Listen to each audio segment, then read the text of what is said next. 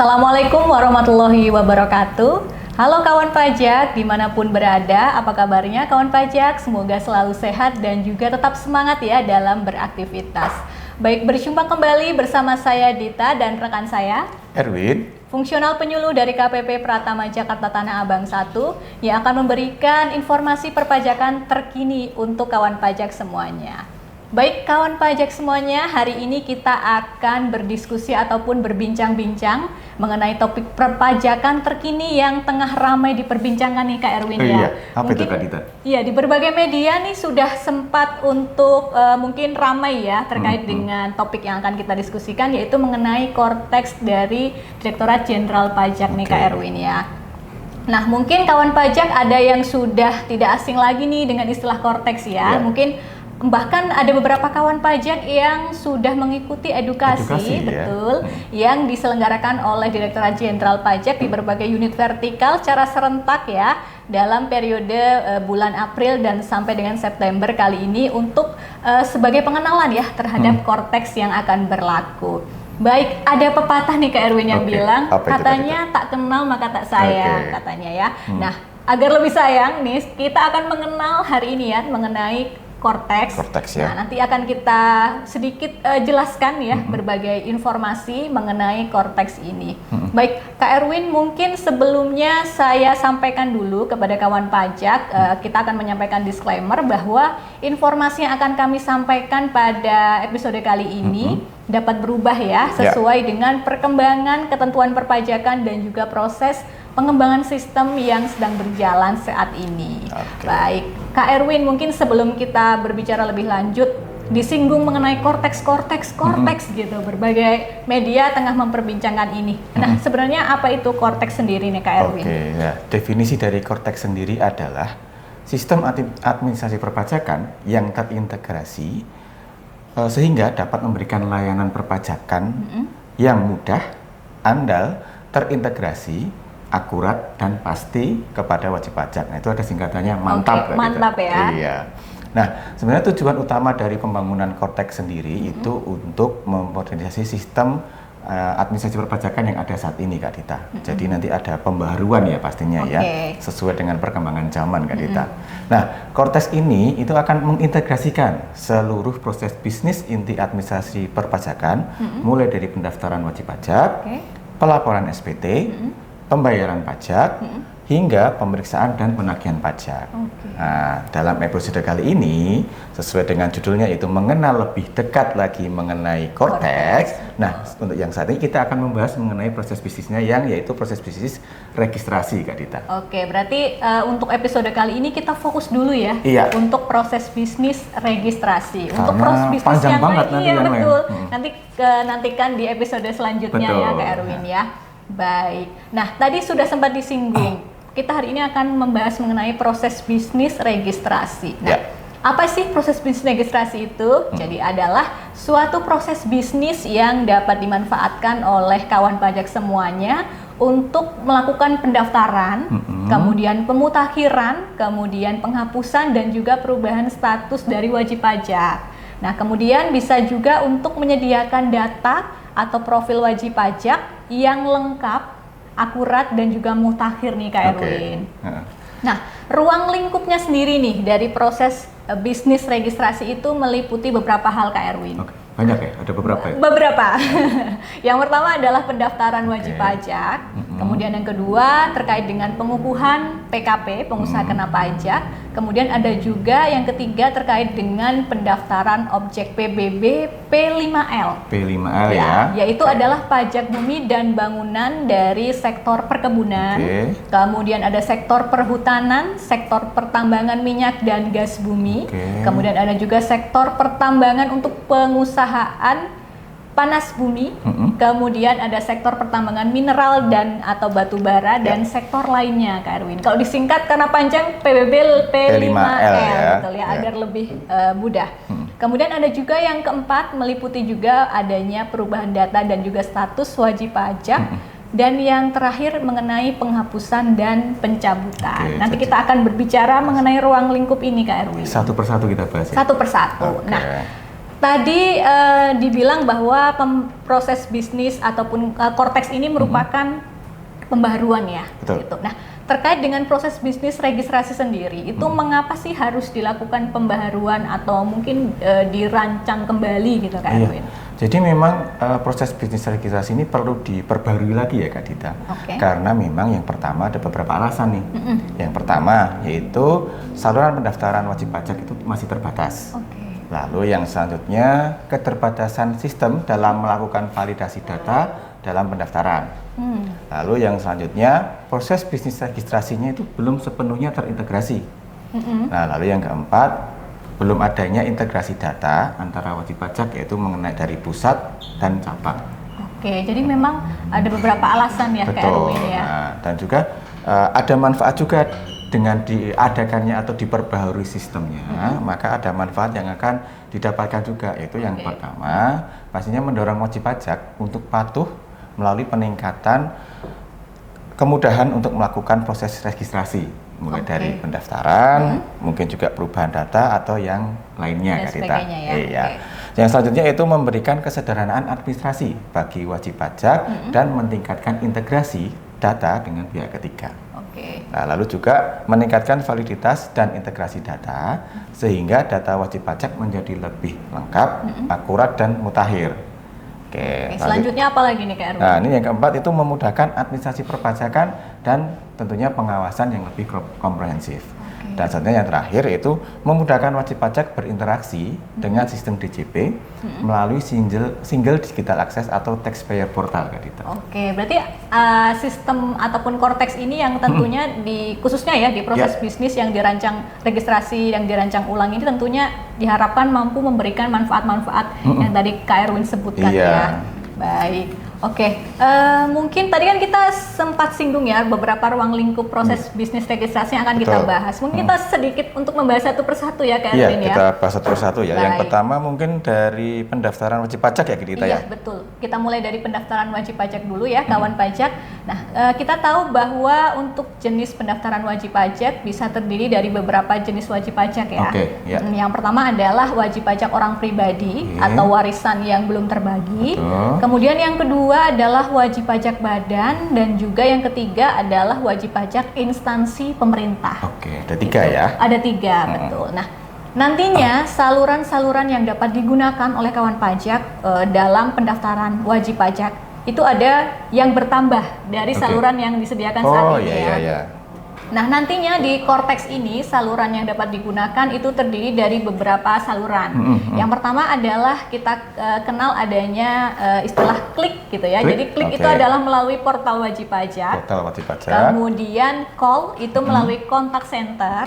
Kemudian counter, jadi datang langsung ke KPP atau KP2KP di mana saja. Di mana saja Di mana saja, betul. Jadi tidak terbatas di KPP terdaftar yang meliputi wilayah kerja ya, atau tempat kedudukan dari wajib pajak, tapi bisa di mana saja nantinya di Cortex ya. Kemudian pos dan juga jasa ekspedisi masih bisa. Nah, kemudian akan dibuka saluran lain nih Kak Erwin ya. Ada tambahan lagi ya? Ada tambahan. Yang pertama adalah saluran lain adalah melalui penyedia jasa aplikasi perpajakan atau kita sebut dengan PJAP. Gitu. Kemudian yang kedua untuk saluran lain melalui online single submission atau OSS. Nah, ini untuk wajib pajak orang pribadi usahawan. Usahawan jadi penambahan kanal baru atau saluran baru ya. Kemudian ada juga saluran terintegrasi dengan Kemenkumham bagi wajib pajak badan hukum atau badan usaha Kak Erwin. Jadi ada tambahannya ada 3 tadi ya? Betul, nanti ini bisa digunakan oleh kawan pajak untuk melakukan pendaftaran. Nah, kita bahas nih satu persatu ya mungkin. Yang pertama dari wajib pajak orang pribadi dulu. Orang pribadi dulu ya? Iya, orang pribadi dulu nih. Nah, mungkin di sini untuk terkait dengan pendaftaran wajib pajak orang pribadi, itu untuk WNI nih dan juga WNA yang punya NIK. Jadi punya nomor induk kependudukan nih, seperti kita mungkin ya, gitu. Nah, nanti ketika sudah mempunyai NIK dan sudah tervalidasi di Dukcapil gitu ya. Nah, nanti ketika ingin melakukan pendaftaran NPWP nanti dilakukan dengan cara validasi ataupun aktivasi NIK menjadi NPWP, Kak Erwin. Aktivasi NIK-nya ya. Aktivasi. Jadi nanti NPWP-nya menggunakan NIK, gitu ya, bagi WNI ataupun WNA yang punya NIK. Nah, sementara itu untuk WNA yang mungkin tidak punya NIK ya, namun memiliki paspor dan juga kartu izin tinggal yang sudah tervalidasi di Direktorat Jenderal Imigrasi ya. Nah, nanti bisa mendaftarkan diri untuk memperoleh NPWP. Nanti akan diterbitkan NPWP 16 digit. Betul. Nah, salurannya seperti tadi yang sudah dijelaskan ya, bisa melalui portal wajib pajak, kemudian call center, kemudian juga ada ke KPP mana saja ya, atau KP2 KP mana saja. Kemudian melalui pos jasa ekspedisi itu bisa juga. Kemudian juga bisa melalui OSS tadi ya, bagi wajib pajak yang orang pribadi usahawan. Nah, tentunya dengan menyiapkan NIK, persyaratannya NIK ya, kemudian email dan juga nomor telepon seluler. Cukup mudah ya sasarannya ya. Nanti dipersiapkan untuk proses pendaftaran NPWP-nya. Tentunya yang masih aktif ya, email dan nomornya ya. Betul. Nah, mungkin ini yang sering jadi pertanyaan juga nih Kak Erwin. Mungkin kan ada beberapa kawan pajak yang berjenis kelamin perempuan gitu ya, wanita yang sudah menikah gitu ya. Menikah kemudian sudah berkeluarga lah ya. Itu kadang suka ada pertanyaan nih, gimana sih kalau misalnya ada istri gitu, wanita kawin, kan boleh memilih ya sebenarnya Kak Erwin ya, bisa menjalankan hak dan kewajiban perpajakannya itu bergabung ataupun terpisah dari suaminya ya. Betul. Nah, itu begini kawan pajak. Nah, untuk istri yang menjalankan hak dan juga kewajiban perpajakannya itu bergabung dengan suaminya. Iya. Nah, nanti NIK suaminya saja yang divalidasi Kak Erwin. Satu saja ya. Betul. Nah, kemudian nanti setelah divalidasi, nanti NIK dari istri dan juga anggota keluarga yang lain, misalnya ada anak dan lain sebagainya ya, nanti didaftarkan atau dicantumkan ke dalam data unit keluarga atau bahasa Inggrisnya Family Tax Unit. Ini yang baru juga ya? Baru, betul. Family Tax Unit ya. Mungkin sekarang belum ada ya, tapi nanti di sistem Cortex akan ada. Seperti itu. Nah, kemudian nih bagi istri yang menjalankan hak dan kewajiban perpajakannya itu terpisah. Jadi memilih terpisah ya. Menjalankan hak dan kewajibannya terpisah dengan suaminya. Nah, nanti NIK istrinya perlu untuk diaktifasi menjadi NPWP. Aktivasi sendiri ya. Sendiri, betul. Nah, kemudian nanti masih sama. Jadi di FTU atau Family Tax Unit dari suaminya, data suami, kemudian data istri dan juga data tanggungannya, misalnya punya anak gitu ya, dimasukkan juga ke situ. Nah, namun nanti istri di data FTU-nya itu hanya ada data istrinya saja. Jadi dua yang diupdate ya Kak Dita ya. Iya, betul. Jadi memang agak sedikit berbeda sedikit saja ya, gitu terkait dengan pemilihan hak dan juga kewajiban perpajakannya, apakah ingin bergabung atau terpisah dengan suaminya. Tadi setelah jadi telah dijelaskan tadi ada cara-cara untuk melakukan aktivasi NIK menjadi NPWP untuk wajib pajak orang pribadi dan juga bagi wajib pajak yang mungkin status wanita yang statusnya sebagai istri yang ingin menjalankan hak dan kewajibannya, ingin gabung dengan suami, ataupun juga mungkin terpisah ya Kak Dita. Tadi mungkin ada sedikit yang ditampilkan cara-caranya disampaikan Kak Dita tadi. Nah, sekarang tadi kan ada 3 ya kalau nggak salah ya Kak Dita ya, ada wajib pajak orang pribadi tadi udah jelaskan. Lalu yang sekarang untuk wajib pajak badan itu bagaimana Kak Dita? Nah, untuk pendaftaran wajib pajak badan, nah ini ada beberapa ini ya Kak Erwin ya, beberapa cara ataupun ininya ya salurannya. Salurannya ada caranya beberapa itu ya? ada sedikit berbeda ya. Ada banyak ya. Untuk wajib pajak badan yang berbentuk badan hukum gitu ya, misalnya seperti PT gitu ya, perseroan terbatas, atau misalnya perusahaan perseroan perseorangan atau ada PP. juga ya perseroan perseorangan ya. Iya. Kemudian ada juga yayasan, kemudian misalnya perkumpulan dan koperasi gitu ya yang berbadan hukum. Nah, itu nanti untuk validasi NPWP-nya, untuk memperoleh NPWP itu dilakukan melalui sistem administrasi badan hukum. atau bisa disebut dengan SABH dari Direktorat Administrasi Hukum Umum atau Ditjen AHU. Ya. Seperti itu. Nah, kemudian untuk yang wajib pajak badan yang berbentuk badan usaha ya, misalnya seperti perseroan komanditer atau misalnya firma, kemudian ada persekutuan perdata. Nah, itu untuk memperoleh NPWP nanti ada validasinya itu dari sistem administrasi badan usaha atau SABU. Nah, dari Ditjen AHU juga. Ditjen AHU. Oh, ada dua ya tadi ya. Ditjen AHU-nya ada yang SABH sama SABU. Betul, tergantung dari badan hukum atau badan usaha. Bentuk badannya ya. Betul. Nah, terkait dengan misalnya nih ada badan lainnya di luar badan usaha maupun badan hukum. Nah, itu untuk pendaftaran NPWP-nya dilakukan melalui portal wajib pajak. Kemudian bisa juga kontak center Kak Erwin, kemudian bisa melalui pos, jasa ekspedisi, dan juga bisa datang langsung ya ke KPP ataupun ke KP2KP terdekat. Gitu ya, terdekat. Jadi di mana aja bisa, atau melalui saluran PJAP juga bisa. Jadi ini untuk badan lainnya, atau kalau misalnya nih ada badan hukum atau badan usaha yang ingin mendaftarkan diri sebagai wajib pajak, namun misalnya terkendala ya sistemnya, itu bisa melalui situ. Oh, jadi tidak harus melalui SHBH atau SHBU ya, tapi juga pakai portal yang tadi ya. Ketika terkendala ya. Ketika terkendala ya. Terkendala. Nah, kemudian terkait dengan cabang nih Kak Erwin. Jadi misalnya ada wajib pajak badan yang punya beberapa cabang ya di misalnya beberapa kota gitu. Harapannya kan semakin banyak ya usaha kita berkembang. Nah, kalau sekarang kawan pajak berlaku ada NPWP cabang namanya ya.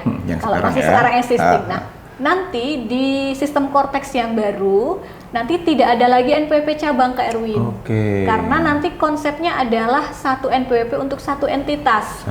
Jadi nanti menggunakan NPWP pusat. Nah, bagaimana dengan cabang? Nah, cabang akan diberikan nomor identitas tempat kegiatan usaha atau NITKU nyebutnya. Baru ya di sini ya. Baru, berarti betul. Hanya di Kortex nanti ya. Iya. Dan sebenarnya mulai ada ataupun berlaku mulai sampai ini ya dari sekarang ya.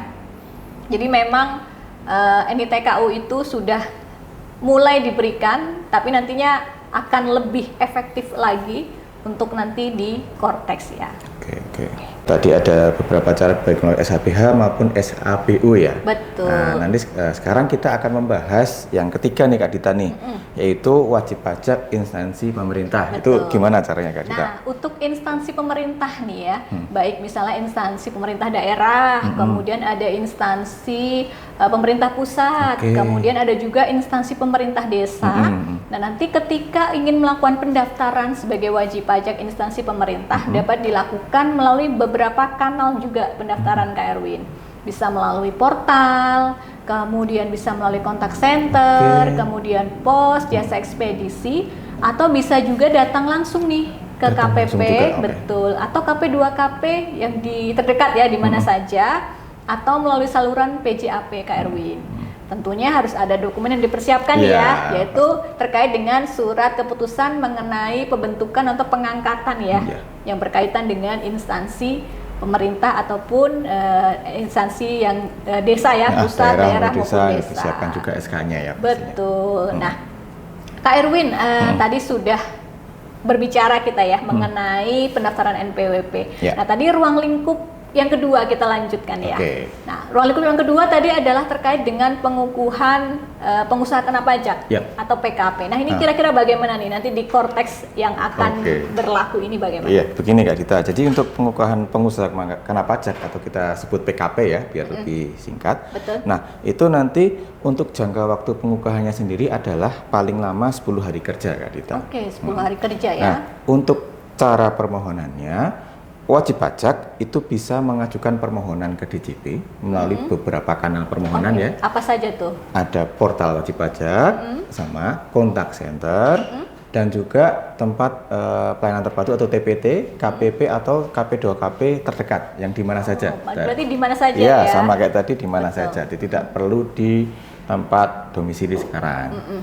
Lalu yang selanjutnya dalam jangka waktu 10 hari dilakukan penelitian. Nah, itu akan ada hasil yang akan diterima, itu yang diterima ditolak ataupun diterima Kak Dita. Nah, jika hasilnya itu diterima, maka wajib pajak memperoleh surat keterangan pengukuhan, memperoleh surat pengukuhan PKP dan sekaligus diberikan hak akses untuk membuat faktur pajak dan melaporkan SPT masa PPN. Oke, itu kalau diterima permohonannya ya? Iya, kalau diterima permohonannya.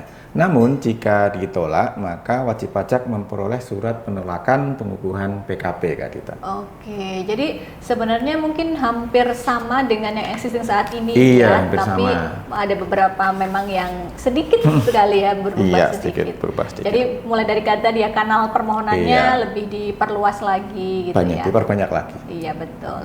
Nah kemudian yang ketiga Kak Erwin tadi kalau nggak salah tadi terkait dengan pendaftaran objek pajak bumi dan bangunan Oke. ya PBB P5L ya. P5L ya. Betul. Itu bagaimana Kak Erwin? Nah, untuk pendaftaran objek pajak bumi dan bangunan atau PBB yang P5L itu yang tadi seperti dijelaskan oleh Kak Dita tadi. Nah, itu untuk pendaftarannya itu sama caranya. Nah, itu melalui beberapa kanal permohonan Kak Dita. Ada Apa saja sama kayak tadi, ada portal wajib pajaknya, melalui kontak center ataupun melalui TPT, KPP atau KP2KP terdekat di mana Oke, saja. Nah, lalu selanjutnya untuk jangka waktu penyelidikannya itu adalah paling lama 10 hari kerja Kak Dita. Oke, 10 hari ya. Nah, dan hasilnya jika diterima, maka wajib pajak akan memperoleh surat keterangan terdaftar objek PBB.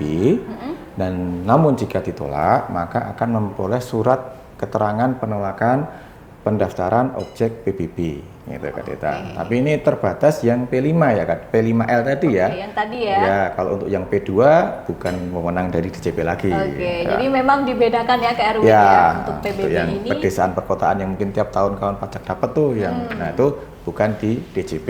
Iya, jadi khusus ini untuk yang P5L. P5L Betul. ya. Itu perlu digarisbawahi nih. Iya. Karena mungkin ada beberapa kawan pajak yang sering tertukar gitu ya, Iya. karena mungkin belum Mungkin karena tahu. sama-sama PBB, PBB-nya, betul. cuman sektornya yang berbeda. Betul. Oke. Nah, selanjutnya Kak Dita. Nah, tadi kan kita sudah membahas mengenai pendaftaran, lalu juga ada gimana caranya pengukuhan PKP atau pendaftaran objek pajak. Betul. Nah, selanjutnya jika wajib pajak ingin melakukan perubahan data atau status wajib pajak, itu caranya di Kortex nanti bagaimana Kak Dita? Oke, ini kita sudah beralih ke ruang lingkup yang selanjutnya Iya, ya, yaitu yang mengenai ketiga. perubahan data dan status wajib pajak. Nah, terkait dengan ini sebenarnya dibagi lagi nih menjadi 3 hal ya. Oh, ada 3 lagi ya? Iya betul. Yang pertama adalah terkait dengan perubahan data dan juga status wajib pajak. Kemudian yang kedua itu nanti terkait dengan penerbitan akun wajib pajak dan juga kode otorisasi DJP atau sertifikat elektronik. Oke. Kemudian yang ketiga juga terkait dengan pemindahan wajib pajak nih Kak Erwin. Iya, iya. Nah, perubahan data dan juga status wajib pajak ini tentunya mempunyai tujuan ya, Iya. untuk meningkatkan kelengkapan, kemudian ada juga keakuratan dan juga pemutakhiran data dari wajib pajak, Ya. seperti itu. Mungkin kita bahas ya Satu-satu persatu ya. Kak Erwin Nah, ya. Tadi yang pertama dulu nih, Ya. terkait dengan perubahan data dan juga status wajib pajak dan objek PBB. Nah ini kita bagi lagi.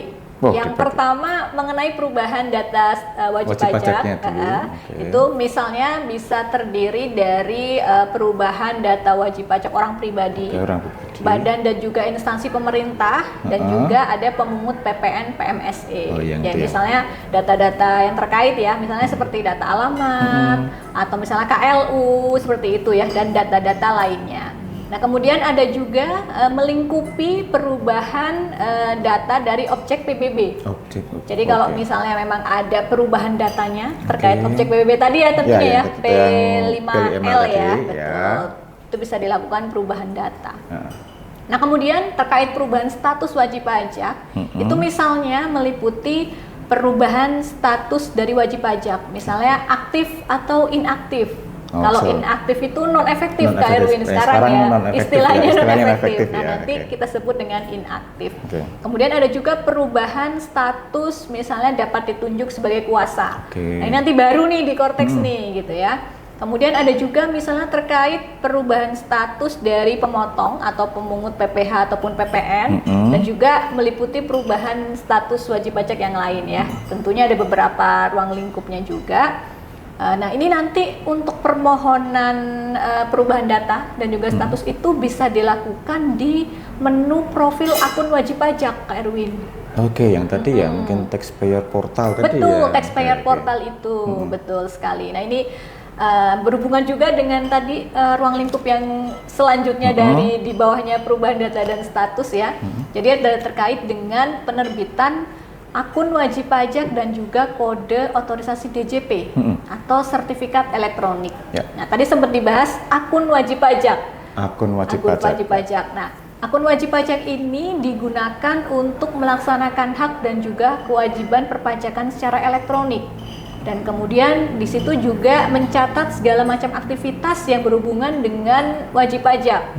Nah, akun wajib pajak kalau kita sederhanakan, kalau sekarang DJP online gitu ya. Sekarang yang Kemudian existing DJP online iya, ya. DJP online yang existing sekarang. Kemudian Innova. ada Innova, e-faktur web dan sebagainya gitu ya. Nah, sekarang Kak Erwin existingnya kan masih terpisah-pisah ya, Oke. dan banyak ya, banyak. Jadi Kanalnya banyak ya mungkin iya ya. betul. Jadi kawan pajak kadang bingung gitu. Ini password ini yang mana, password DJP online yang mana, bingung kadang ya. Nah nanti kawan pajak di dalam Cortex itu akun wajib pajak ataupun taxpayer portal itu hanya satu kawan pajak. Nah ketika kawan pajak login ke dalam akun wajib pajak, nanti semua menunya itu ada di dalamnya. Oke. Jadi istilahnya satu untuk semua gitu ya. Kalau sekarang kan masih terpisah-pisah ya.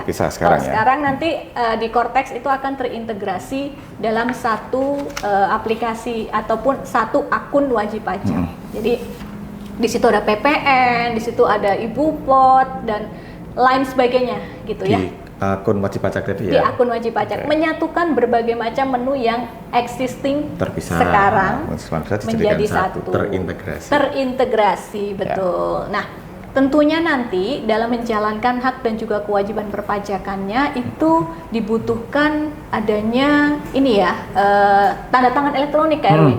Oh iya Betul, tanda tangan elektronik yang bisa dihasilkan melalui kode otorisasi DJP ataupun bisa menggunakan sertifikat elektronik yang sudah tersertifikasi oleh penyelenggara sertifikat elektronik ada juga atau ya. PSRE. Oh iya, berarti betul. detail sekali ya untuk itunya. Betul. Nah, nantinya nih Kak Erwin dan juga kawan pajak semuanya untuk penerbitan akun tadi ya, penerbitan akun wajib pajak atau taxpayer portal, nanti wajib pajak ataupun kawan pajak dapat mengisi formulir terlebih dahulu ya, mengisi formulir permohonannya. Kemudian nanti disampaikan ke KPP ya, KPP ataupun KP2KP di mana saja. Kemudian nanti akan ada proses validasi OTP. Oh, verifikasi OTP dan ya. juga verifikasi ataupun identitas wajib pajak. Gitu ya. Itu jangka waktunya 1 hari kerja Kak Erwin. 1 hari kerja. Betul. Nah, untuk validitas ataupun validasi identitas wajib pajak itu ada 2 macam. Kak Erwin. Ada dua macam. Saja, Kak Dita? Nah, yang pertama untuk kawan pajak ataupun wajib pajak yang punya NIK, itu nanti validasinya itu dilakukan melalui pengenalan wajah. Menggunakan atau face recognition ya. Jadi ada melalui pengenalan wajah. Kemudian untuk yang kawan pajak yang mungkin tidak punya NIK, gitu ya, nanti validasinya itu dilakukan melalui penelitian foto dan juga paspor. Seperti itu. Itu yang tidak ada NIK-nya ya? Iya, betul. Nah, itu kalau misalnya nih, gitu Kak Erwin, tadi kan penerbitan tanda tangan elektroniknya melalui itu ya, melalui kode otorisasi DJP. DJP ya, dari DJP ya. Nah, tapi kawan pajak juga bisa menggunakan sertifikat elektronik yang sudah dimiliki misalnya, yang diterbitkan oleh PSRE tadi ya, penyelenggara sertifikat elektronik Indonesia. Misalnya kayak BSSN atau BRIN gitu ya. Kadang ada juga yang sudah punya gitu ya. Nanti kawan pajak bisa mengajukan juga sertifikat elektroniknya melalui PSRE. Kemudian setelah mendapatkan sertifikatnya itu nanti didaftarkan ke DJP, seperti itu Kak Erwin. Jadi tidak semata-mata harus sertifikat elektronik hanya berasal dari DJP ya. Iya. Jadi betul. bisa dari luar juga. Bisa. Lalu dilakukan validasi di DJP dan bisa digunakan nanti Iya, di bisa Cortex, digunakan seperti itu. Jadi memang ada 2 macam ini ya, tanda tangan elektronik seperti itu. Nah, kemudian tadi yang ketiga tadi terkait dengan pemindahan wajib pajak nih Kak Erwin ya. Tadi kalau misalnya nih kawan pajak yang misalnya pindah alamat atau pindah ke tempat kedudukan usaha gitu ya. Biasanya kan KPP administrasinya akan berganti ya, berubah sesuai dengan betul. Nah, ini nanti untuk prosesnya dilakukan melalui pemindahan wajib pajak. Itu ya, kalau berganti KPP tempat administrasi. Nah, hampir mirip ya dengan yang sekarang. Jadi nanti wajib pajak ataupun kawan pajak mengajukan permohonan terlebih dahulu ke DJP. Nah, ini bisa dilakukan di KPP mana saja nih Kak Erwin ya? Tetap di KPP mana saja bisa ya? ya? Betul, di TPT KPP mana saja, jadi borderless ya, tidak terbatas di KPP tertentu saja. Nah, kemudian nanti DJP akan menerbitkan tentunya bukti penerimaan suratnya ya, atau bukti penerimaan elektronik BPS atau BPE. Nah, kemudian setelah itu akan dilakukan penelitian ya. Pemrosesannya jangka waktunya adalah 5 hari kerja. Oh ya, untuk yang ini ya pemindahan wajib pajak 5 hari kerja ya. Betul. Nanti kalau misalnya sudah selesai diterima, nanti akan diterbitkan surat pindah. Surat pindah. Oke, nanti tinggal diproses di mungkin KPP di tempat dia terdaftar ya mungkin. Iya, betul. Nah, tadi sudah membahas beberapa ya kita ya Kak Erwin ya, mulai dari pendaftaran, tadi pengukuhan PKP, kemudian tadi ada pendaftaran objek PBB ya, betul. Kemudian ada perubahan data dan status wajib pajak. Nah, selanjutnya tadi saya keinget nih mengenai penghapusan dan juga pencabutan. Nah, itu nanti kira-kira di Cortex akan seperti apa nih Kak Erwin? Nah, untuk penghapusan dan pencabutan itu ada 3 macam nih Kak Dita ya. Yang pertama pencabutan pengukuhan PKP, penghapusan objek PBB dan penghapusan NPWP. Nah, kita bahas dulu mengenai pencabutan pengukuhan PKP Kak Dita. Nah, untuk proses pengajuan penghapusan PKP, pencabutan pengukuhan PKP itu wajib pajak bisa mengajukan formulir permohonan dan dokumen persyaratannya melalui kanal-kanalnya, yaitu portal wajib pajak, kontak center, dan juga TPT di KPP atau di KP2KP di mana saja. Mana saja ya. Nah, lalu DJP akan wajib pajak akan mendapatkan BPE atau BPS. Nah, untuk prosesnya itu permohonan ini akan diproses melalui pemeriksaan. Jadi tadi kan kita sempat menyinggung ada penelitian kan untuk yang sebelumnya. Nah, untuk untuk pencabutan pengukuhan PKP itu melalui pemeriksaan kan. Nah, untuk prosesnya itu paling lama 6 bulan sejak penerbitan BPE atau BPS. Nah, jika sudah diproses, setelah dilakukan pemeriksaan, maka DJP akan menerbitkan jika diterima, maka akan menerbitkan surat pencabutan pengukuhan PKP, dan jika ditolak, maka akan diterbitkan surat penolakan pencabutan pengukuhan PKP. Nanti kalau ditolak ya berarti tetap jadi PKP ya. Betul. Ya. Tadi ini ya hampir sama juga ya dengan yang existing sekarang, namun ditambah kanalnya ya. Kanalnya yang diperbanyak jadi di sini. bisa dilakukan di KPP mana saja. Selanjutnya nih Kak Erwin. Selanjutnya untuk penghapusan objek PBB. Nah, di sini sama, yaitu wajib pajak mengajukan formulir permohonan dan dokumen persyaratan penghapusan objek PBB melalui portal wajib pajak, kontak center atau TPT yang di KPP atau di KP2KP mana saja. Nah, jika sudah diajukan, maka wajib pajak akan mendapatkan BPE atau BPS.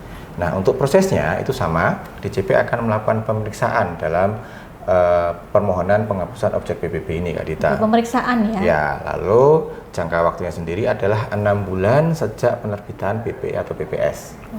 Nah, lalu jika diterima, maka sama akan menerima surat penghapusan SKT PBB. Lalu jika ditolak, maka akan menerima surat penolakan penghapusan SKT PBB Kak Dita. Jadi pasti ada keputusannya ya, apakah diterima ataupun ditolak ya, dalam jangka waktu 6 bulan tersebut paling lama. Selanjutnya nih Kak Erwin. Selanjutnya itu mengenai penghapusan NPWP Kak kita. Mungkin kan ada yang mungkin sudah meninggal atau mungkin pindah ke luar negeri dalam lebih dari 183 hari ya. Atau mungkin badannya sudah likuidasi ya. Likuidasi. Okay. Nah, itu juga bisa mengajukan permohonan penghapusan NPWP. Nah, dengan cara mengajukan formulir permohonannya dan dokumen persyaratannya itu melalui portal wajib pajak, kontak center atau TPT di KPP atau KP2KP di mana saja. Sama nanti wajib pajak akan mendapatkan BPI atau BPS. Dan untuk proses penyelesaiannya itu melalui pemeriksaan. Pemeriksaan juga ya? Iya, dengan jangka waktunya ada perbedaan, yaitu untuk wajib pajak orang pribadi itu jangka waktunya 6 bulan Kak Dita. Oke, 6 bulan. Nah, lalu untuk wajib pajak badan dan instansi pemerintah itu waktunya 12 bulan sejak penerbitan BPE atau BPS. Gitu. Nah, selanjutnya di sini ada berbagai macam keputusan yang diberikan nih Kak Dita. Apa saja nih Kak Erwin? Banyak. Ketika yang tadi kan jika hanya ditolak, tolak ya. Nah, terima atau tolak aja. Nah, jika dalam hal ternyata permohonannya diterima, maka wajib pajak mendapatkan surat penghapusan NPWP. Nah, jika ditolak, nah itu wajib pajak akan menerima surat penolakan penghapusan NPWP. Nanti tetap aktif NPWP-nya ya, tetap ada. Kemudian lalu jika ternyata permohonan NPWP-nya itu penghapusan NPWP-nya ditolak, namun di hasil pemeriksaannya itu mengusulkan pencabutan pengukuhan PKP, maka akan diterbitkan surat pencabutan pengukuhan PKP saja. Nah, tidak ada surat penolakan, tidak ada surat penghapusan NPWP. Hanya pencabutan PKP saja. Nah, kemudian jika ternyata permohonannya juga ditolak, namun di pemeriksaan itu mengusulkan adanya penghapusan objek PBB, maka hanya diterbitkan surat pencabutan SKT objek PBB Kak Dita. Jadi NPWP-nya tetap aktif, tapi SKT-nya dicabut yang itu objek PBB-nya. Jadi artinya ada beberapa jenis keputusan yang dikeluarkan terkait dengan permohonannya. Tidak hanya terima dan tolak saja kalau yang untuk penghapusan PBB. Melihat dari situasi dan kondisinya ya. Hasil pemeriksaannya bagaimana. Nah, di sini juga ya mungkin kawan pajak ada yang bertanya juga, bagaimana jika kawan pajak itu bagaimana jika wajib pajak itu masih mempunyai tunggakan? Nah, karena salah satu persyaratannya lunas tunggakannya ya, tidak ada tunggakan. Nah, itu bagaimana? Apakah nggak boleh nih ngajuin penghapusan NPWP? Nah, itu masih tetap bisa Kak Dita. Namun nanti akan diterbitkan, tetap bisa mengajukan permohonan penghapusan NPWP. Namun jika masih mempunyai tunggakan, maka akan terbit. Ini hasilnya sudah selesai atau belum nih Kak Erwin? Sudah selesai, hasil pemeriksaannya diterima dan ternyata hasil pemeriksaan diterima, sudah ternyata dicek ternyata wajib pajak masih mempunyai tunggakan. Jadi kasusnya hasil pemeriksaan dari permohonan penghapusan diterima tapi wajib pajak masih punya tunggakan. Itu gimana tuh? Nah itu maka wajib pajak diberikan waktu 30 hari untuk melunasi utang pajaknya. Sebelumnya ada yang diterbitkan nggak? Ya, itu menerbitkan surat penolakan penghapusan PWP. Jadi walaupun hasil pemeriksaannya diterima, tapi ketika WP masih punya tunggakan, diterbitkan dulu ya surat penolakan penghapusan NPWP-nya. Selanjutnya, lalu diberikan waktu 30 hari untuk melunasi tunggakannya. Nah, jika sudah lunas, jika sudah dilakukan pembayaran, maka terbitlah surat penghapusan NPWP. Namun otomatis ya? Ya, otomatis. Namun jika tidak dilunasi, maka NPWP-nya tetap aktif. Gitu. Jadi ya harus dicek juga gitu. Terkait tunggakannya ya. Gitu. Itu salah satu mungkin yang sedikit agak baru ya. Agak baru gitu. Di Kortek nantinya ya. Baik. Tadi sempat dibahas nih beberapa ruang lingkup ya kawan pajak hari ini terkait dengan proses bisnis registrasi di Kortex nanti. Kita nantikan saja ya masa ininya ya berlakunya Kortex nanti kapan, kita tunggu bersama. Untuk nantinya kita harapkan dengan adanya Kortex nanti yang akan berlaku dapat memberikan kemudahan dan juga manfaat untuk kawan pajak dalam menjalankan hak dan juga kewajiban perpajakannya. Baik, demikianlah tadi kawan pajak bincang-bincang seru kita pada episode kali ini mengenai proses bisnis registrasi. Terima kasih kepada kawan pajak yang sudah bergabung. dalam episode kali ini ya, Ya. Erwin ya. Dan kami juga memohon maaf atas segala kekurangan dan juga kesalahan yang kurang berkenan di hati kawan pajak. Nantikan kami pada episode selanjutnya. Saya Dita dan rekan saya Erwin, pamit undur diri. Tambah ilmu dengan selintas pajak, pajak kuat.